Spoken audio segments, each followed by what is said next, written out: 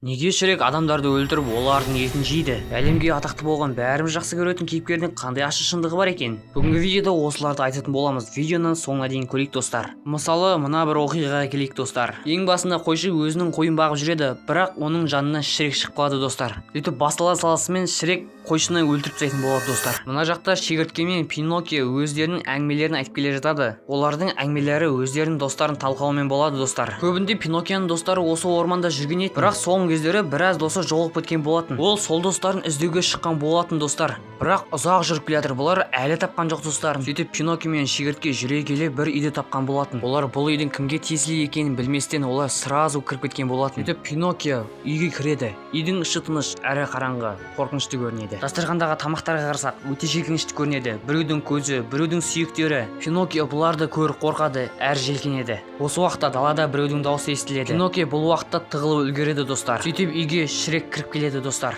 Оның қолында бағанағы өлтірген адам да бар етін достар.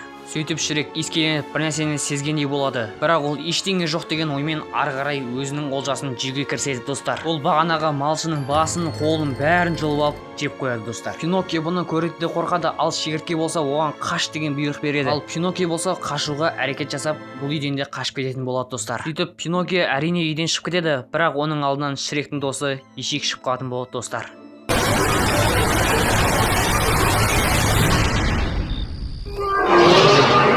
Достар, бірінші анимация тура осылай аяқталған болатын. Келесі анимацияда қандай болады екен достар? Келесі анимация бізде таза наркоманиямен жасалған сияқты. Бұны жасаған автор іші болып жасаған сияқты достар. Анимацияны қорқынышты деп айта алмаймын достар, бірақ қорқынышты жақтары да бар достар. Анимацияның ең басында Шрек әрине адамдарды қорқытып жүреді, ал мына жақта болса рыцарь ешекті жандырып өлтіріп атқан кезі, бірақ бұл жерде ешек өлмеген, жай ғана елес болып тіріліп кете салған достар. Әрине ешек Шрекке жолығып қалады, және де екеуі дос болып кетеді достар. Сөйтіп Шрек хан сарайына келеді, ал хан болса айдаһар күзетіп отқан қамалға барып бір қызды алып кел деп бұйрық береді. Ал ол біз білетін Фиона достар. Шрек бас тарта ма? Жоқ әрине. Ол айдаһарды жеңіп Фионаны алып кететін болады. Сөйтіп Шрек маскасын шешкен кезде Фиона оның түрінен құсып жүреді. Үшеуі қаншама жолды кесіп өтетін болады. Фиона екеуі қалаға жеткен бойда көңілдерін көтеріп әйтеуір бір жүретін болады. Сөйтіп Фиона мен Шрек үйлеріне ақыры дегенде жетеді. Фиона Шрекпен тұрғысы келмейтінін айтады. Шрек болса күні-түні жылап шығатын болады. Ары қарай өздерің көріңдер достар.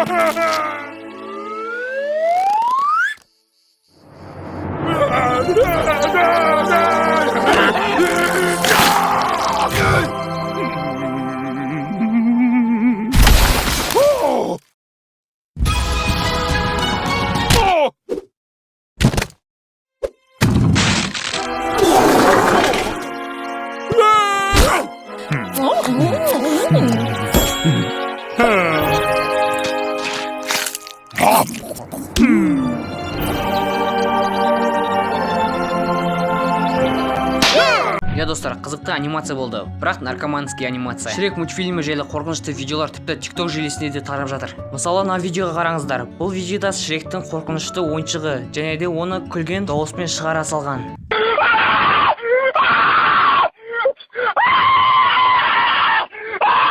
Ал оны қойыңыздар, мына видеоға қараңыздар. Бұл видеода кәдімгі адам Шрекке қол бұлғап сәлемдесіп тұрады, ал Шрек болса оны шақырады. Адам барады, бірақ Шрек адамды ұстап алып, оны жеп қояды достар. Ал бұл видеода Фиона мен Шрек біреудің етін жеп отқан етін, ол әрине адамның еті достар. Сосын Шрек біздің басты кейіпкерді қуалай жөнеледі.